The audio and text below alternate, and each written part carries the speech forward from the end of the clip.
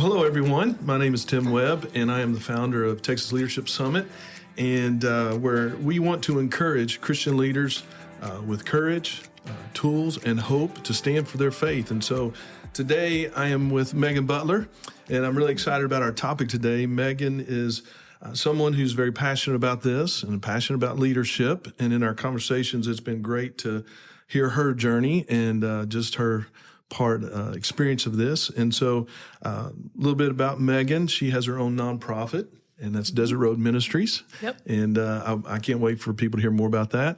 But also you have a for-profit, which is Mid-River. Counseling therapy. Okay, Yeah. therapy. Okay. And so in hearing your story and just what you've been through and some of your experiences, I understand why you're very passionate about this. But what our desire is in these podcasts, we want to encourage Christian leaders. We want to address issues that people have in leadership. We know leadership can be a very lonely place. And sometimes it's hard to work through that. And today's topic is burnout. We're looking at walking through that burnout. How do you even find yourself in burnout? And then we hope to move forward from there with how to prevent it, because we want to give people tools, leaders tools to walk through this issue. I think everyone, Megan, would, if they're honest, has experienced some form of burnout. Yep. But today, let's start off. Would you just tell us a little bit about your journey, how you I don't think you just woke up one day and found yourself doing this. And so share with us, if you would, just some of your journey in ministry and then finding yourself passionate about helping Christian leaders and then your own burnout. But how'd you get here? It's a great question. Great question. I don't want to scare people because sometimes they go, well, it started when I was in college. And they're like, oh, no. Yeah. They don't want to hear the whole story. But it did start when I was in college. Okay. So I went to North Texas in Denton. And while I was there, I went to a church called Denton Bible Church. And they just really cultivated my heart for God, for the Bible, for doing ministry. Mm-hmm. And so I say I went to North Texas and got an English literature degree, but I really went to Denton Bible Church and got a passion for doing ministry. Okay. When I graduated, I did the women's discipleship training program that they have there. And it's a 9-month program. And by the end, I was like, I want to go to seminary. Okay. Like, I want to do ministry full time. Like, I just want to be in the church. Mm-hmm. And so I had to go back to Houston for some other reasons. A few months later, I still wanted to go to seminary. So I applied and got into Dallas Theological Seminary and went to their Houston campus. Okay. So when I started there, my first semester, I got offered an internship at a church to do youth ministry. Mm-hmm. So I was the girls' student ministries intern for the summer. So I did that. It was horrendous because you're okay. You have to like build rapport with high school students, and sometimes it's like it's a rough road. Mm-hmm. And I'm not an outdoorsy person. And the first thing we did was camp, and I'll just jump in wholeheartedly there. Yeah. Okay. Yeah. All so it was a rough go, but I was like, I'm going to do ministry, and this is, my opportunity. So at the end of the summer, they hired me on as their girls' student ministries director. Mm-hmm. And so I was excited because I didn't think you could get a ministry job before you finish seminary. I thought you had to get the degree first. So I was really excited. And a month into being a director in the youth ministry, the church I was working for had a split. Oh, wow. And so the senior pastor resigned, and then the rest of the pastors left. Oh, my goodness. And it was just me and another ministry intern that was still in seminary left on the pastoral staff. And I was like, what do I do? Yeah. So I didn't really have much rapport with the kids yet, but I didn't want to leave them with, no leadership. Right. And so I decided to stay on. But it definitely gave me an experience I never had before working for a church. The church had always been the safe place for me. Okay. Even growing up, I would go there to get grounded, to learn about God, to be encouraged. And, now I was in a place where church was not. So you're seeing the backside of staffing, administration, behind the scenes that most people don't see. Sounds like it kind of opened your eyes to the reality of church. I was like, this is really broken. And I think the hardest part during that time was everybody was grieving and all kind of going through that shock, the sadness, the anger, trying to sort things out. And so there just wasn't much capacity from anyone to be present for each other. Okay. And so, I would have these weekly staff meetings and I'd be saying, I'm not doing well. Because, I had my own expectations for what ministry was going to look like. And then, you have like the lack of support because everything's falling apart. And then you got these teenage kids that don't really care much about what you're trying to share with them. It was all very discouraging. So how long did you tough that out? I did it for 4 years. Wow. Okay. So we went through a month into this, and then 4 years later. Yeah. So we did like the pastor search committee. All of that. For the senior pastor, for the youth pastor. We did all the demographics of trying to grow the church, who's around us, who are we serving, how do we get our church to grow? Because we lost about half the congregation through that split. So it was a really difficult look into church ministry and kind of seeing behind the scenes, what happens when you have dysfunctional, hurting leadership. Yeah. And you're and the impact drowning. of that, and that, I guess the ripple effect goes a long way. So in your own personal life, at that juncture, being there for 4 years, so you went to Dallas Seminary. I guess you finished seminary while you were there? I did. All right. So seminary was the light in the darkness for me. Okay. I'm really glad I was in school while I did that. Because I'd be doing work at the church and it'd be very dark and depressing and discouraging. And then I'd go to class and be like, God is amazing. Okay. Yeah, all right. This is all worth it, Yeah. Right. So I do believe that seminary helped me like maintain my faith because by the time I graduated seminary, I was like, I do not want to step into a church ever again. Oh, wow. And I have this Christian education degree that I don't know what I'm going to do with because you're done with church. Because I'm done with church. Yeah, you were really burned out from church. Okay. All right. But then you didn't stop there in your education. No. Is that when you looked at therapy and getting your license? Okay. Yeah. So the semester before I graduated, I started seeing a counselor and she started walking me through what was going on. And I ugly cried for like 4 sessions. Oh, wow. Okay. But just like having somebody see me and listen to me and just be present with me for what I've been feeling for that long was a start. And so, finally having somebody that I felt could help me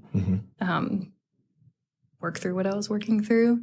Okay. And so I learned that it wasn't just what was going on in the church that was impacting me. It was also all the stuff that I brought into it as well before I even began. And so she and I went on a journey where we started working through my burnout, how it had impacted my faith. And then we started looking at my family of origin stuff that I brought to the table. Okay. So would you, based on your experiences, now I'm going to jump over some of that time of your training, and then you obviously went into serving in ministry and starting your own nonprofit. But would it be safe to say that basically ministry, everyone's bringing their own baggage and their junk into ministry? And so how do you see that contributing to burnout?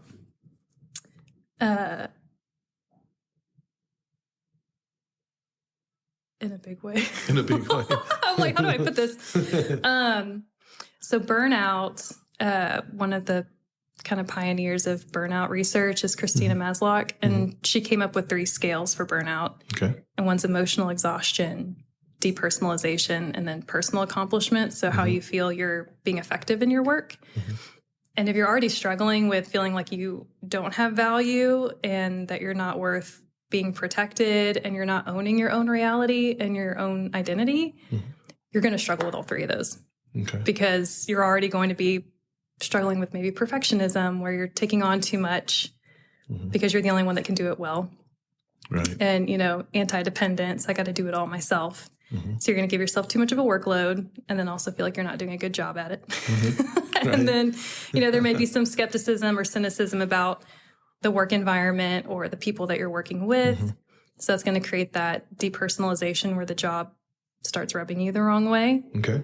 And then with the personal accomplishment, if you feel like with burnout, if you're in an environment where it's spiritually dead, or like I was in, the church is kind of going through a divorce of sorts, you're not going to feel like you're being effective. Right. Because where's the fruit, or where's the growth you're looking for? And so, bringing those things already into the job is going to give you a recipe for burnout. Right. I can say, just from a pastor's experience, on the pastoral side of that, and it may just be one church that's small enough for one pastor to shepherd, but when you add pastors to the staff, you have that lead pastor, and the pressure grows and builds to perform. And so in that environment, you're not allowed to be wrong. And some of the things for pastors, I know, I'm sure if we have, the pastors that are listening, they can relate to this. It's never good enough, and you will always have people questioning your decisions. Yeah. And so it's overwhelming. Like, when can I get a break from this? And then on top of that, you're living in a fishbowl. My wife used to say, I'm okay living in a fishbowl. I am now, at least, she would say. But there's a process of even how do you manage that, where you're always in view of others, always available for criticism. And so I think maybe you and I have talked about this, but when you have issues that you bring in from your childhood, teenage years, abandonment issues, if you come from a divorced family, it may be really intense abandonment issues like I had early on, where my dad left when I was 1. So I had this anger built up over the years. And then God puts you in a role where you have to serve and love unconditionally, and people are able to leave and criticize. And so these things just kind of build. And so, as we've shared before, it's not until you really address your own issues and walk through that do you have the freedom then to serve in the capacity that God desires for you to. So, and I'll tell you one that I had to practice. Okay. Because I did go back to the church that I worked at. Oh, okay. So all right. Good. There was healing there. But the time I returned, my counselor gave me an exercise. Okay. And she said, walk into the space and assume that everyone's thinking the best of you. Oh. And I was like, okay. Did it work? It did. Okay. Because she was saying, a lot of times we have a distorted thinking about what people are thinking about us because we've got that inner critic going on.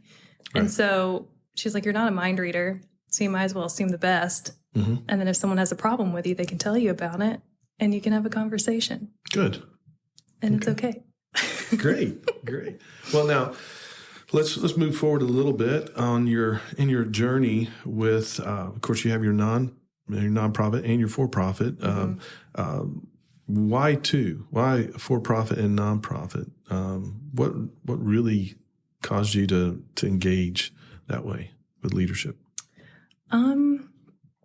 I think that came through working in ministry, is I didn't want money to get in the way of God's plan, if that makes sense. Okay. In a way that I didn't want the nonprofit to be the bill payer. Okay. Because for me, I was like, I don't want to be in a desperate place where I'm making decisions to get money in. Well, it costs to live. Right. Yeah. I kind of wanted to see what God was going to do with it. And I wasn't even sure, if it would be a thing. And so I knew I wanted to do counseling. When I took a break from the church and after I graduated, I kept doing my own counseling recovery journey. And during that time, I worked a bunch of odd jobs and just gave myself a break. And during that growth period, I was working as a receptionist. And people were coming up to me that worked there and were sharing with me what they're going through. And I would talk to them about what I was doing in my recovery. And they're like, that was so helpful. And I was like, maybe this is a job. I don't know. Yeah. Okay. There you go. So I went back to Dallas Theological Seminary for a counseling degree. And during that time, God kind of started putting an image in my head of a recovery center. Okay. And it narrowed down to a recovery center for ministry leaders. And then someone that I went to school with there in the counseling program, she had a passion for family systems. And so it was like, oh, we could do ministry leaders and their families. There you go. And so Desert Road Ministries kind of came to fruition while I was in school. Okay. And so after that, my co-student and I created Mid-River Therapy together, and then Desert Road Ministries. So they had the same birthday. Okay. So Mid-River pays the bills. Yes. And that's your ongoing therapy. And so, which is great. I've looked into it. But then the Desert Road Ministries now enables you to focus on Christian leadership. Yes. So we wanted it to grow as God would have it, and we wanted to be open-handed as to what he would do with it. And so that's kind of where we're at right now is, raising awareness that we exist. So we're like, we provide affordable counseling services for ministry leaders and their families. And we have all these other resources that we can offer as well. But my passion point within it is the Burnout Prevention and Recovery Program. Okay. This is one that I think can tie back to a pastor or a Christian leader, feeling like, I don't think it's true. I know it's not the reality of this, but you can feel like it, which makes it seem like it's reality. But why do you think some leaders, Christian leaders, pastors, have a difficult time acknowledging that they are burned out? I've got my opinion as a pastor. I'm curious to hear. But I know you deal with burnout, have dealt with burnout. So let me just jump into the pastor side of this. As I've already mentioned, they're never allowed to be wrong. You just can't be. You're supposed to be all knowing. You represent God. That's part of it. And then obviously people always questioning you. Just dealing with everyday pastor issues can be tough. But I think one is that when you acknowledge that you have burnout, it means you have to change something. And as a pastor, you don't always have the resources, the time, the ability to make those changes. Because when we admit that we are in a bad place as pastors, we're fearful sometimes that we're going to get kicked to the curb. I mean, we still have to pay bills. Just like you were mentioning, hey, how do we pay the bills? Those kind of things. But for pastors who have elders or deacons, if they're in a denomination where the deacons kind of act like the elders or fill that role, you have to, there are times where, okay, if I admit that I'm in burnout, will they kick me to the curb? I've got a family. I've got kids. And sometimes I think we can feel held hostage in that environment. And so you just keep going and going and going. And sometimes from that standpoint, then we end up really creating scenarios that are unhealthy. But that's just from the pastor side. As a Christian leader, someone who's not serving as a pastor, but they're in leadership, maybe of a nonprofit, I would love to hear your opinion on that. What you think some of those difficulties in acknowledging that? What do you think happens to those individuals? I would say a big one is, am I going to lose my job? Okay. For anybody that's working in a nonprofit or ministry where it's, if I tell somebody I'm struggling, that's your boss. Yeah. And I mean, with churches too, if you're on church staff and you tell your pastor's also your boss. Right. So it's like, who do I go to whenever I'm struggling? Who's that safe person? Yeah. Right. Yeah. Okay. Yeah. To talk to. But also, I don't know if we'll get into this, but burnout is a systemic issue. It's hardly an individual issue. Okay.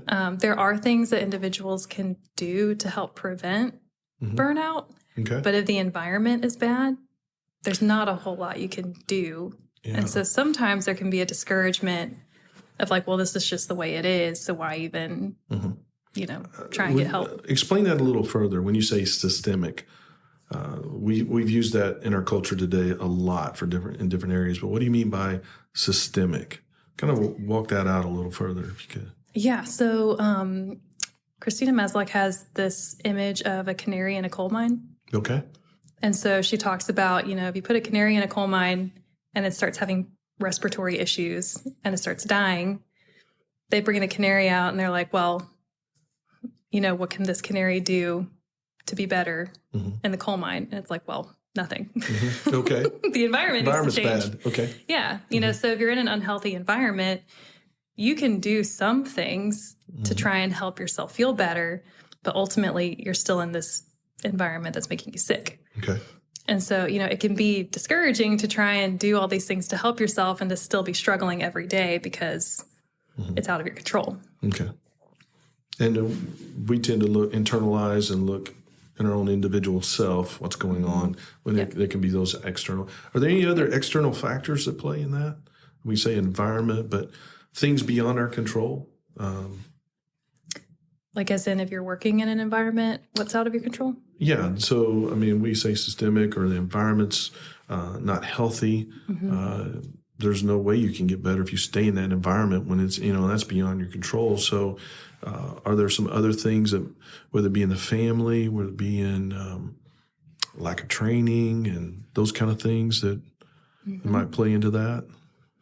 Yeah. So they call it like business hygiene. So that's the first thing you want to look at. Okay. And, are we paying our staff members well?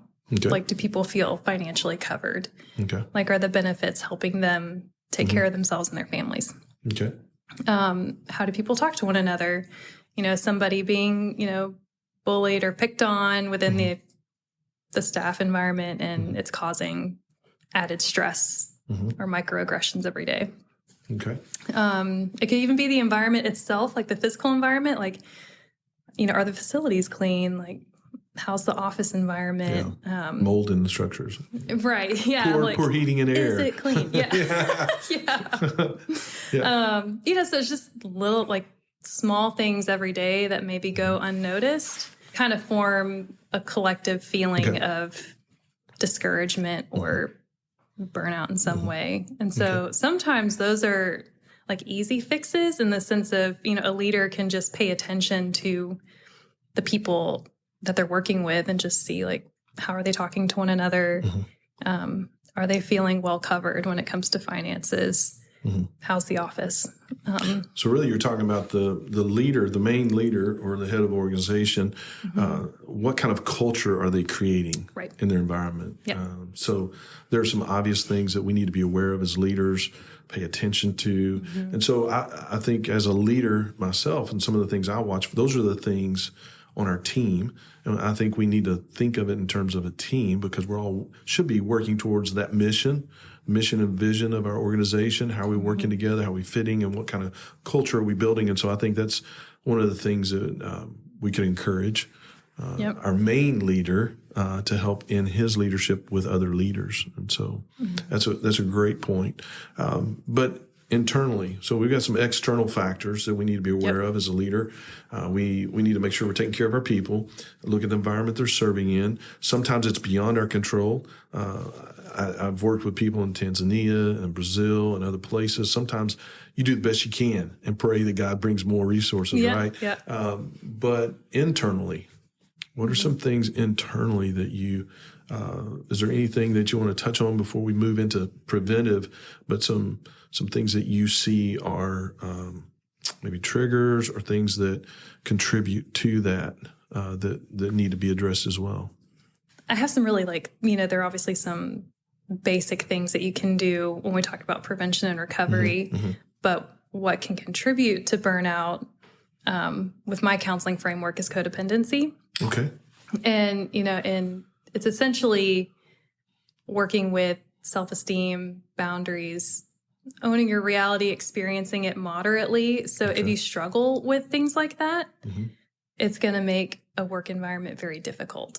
Even if you're in a good environment. Let's back up a little bit. You and I come from a counseling world, but for those, it's amazing how, I've used that codependent term in the past. But I still have people that look at me like, what do you mean by that? Can you define that for our leadership? Yes. Okay. I'm going to try and say it in a way that doesn't sound offensive because it's difficult. Don't worry about it. Just say it what it is. We need to stop worrying. Being adult children. Okay. Adult children. So whenever we struggle with codependency, usually it has to do with childhood development. Okay. So if certain needs and wants didn't get met, then we struggle with, am I valuable? Am I worth being protected? how do I utilize my emotions? And how do I feel these things when I'm feeling big feelings? If somebody says something about me or they think something about me, does it make it true? And so, whenever we struggle with things like that every day, somebody can come up to us and say like, hey, you did a great job on that project the other day. And in a mind that's struggling with owning their reality, they may say like, did they really mean that? Or did they point it out because I did something wrong? Yeah, they just immediately go negative on it. Yeah. Okay. And so when we have that inner critic and we have that false belief system about ourselves and we don't know how to manage the emotions that come with it, it makes relationship and work really difficult. So then throw in some stressors coming from your work environment and you're going to really struggle. Yeah, it magnifies some of those things. Yeah. And I like what you said about owning. It's really important for us to own our lives, our personhood, if you will, and not allow other people to direct that narrative in our head. And to do that, you have to allow yourself to be imperfect. And if we struggle with valuing ourselves and we're looking to outside factors to give us that value, we're going to have a really hard time taking ownership. Megan, not to cut us short, but we are going to do this in 2 parts. And so we've got this month, we're doing part 1, and then we're going to move to part 2. And so I'm going to invite our listeners to join with us again to finish this conversation. But Megan, thank you so much for being with us today. For sure. And I'm excited to be working with you in the future and look forward to leaders who are either in the middle of burnout or those who are wanting to prevent it, and those who maybe are in the darkest of moments in their burnout. I'm looking forward to them reaching out and us being able to work with them and help walk them to a good place. So thank you for sharing today.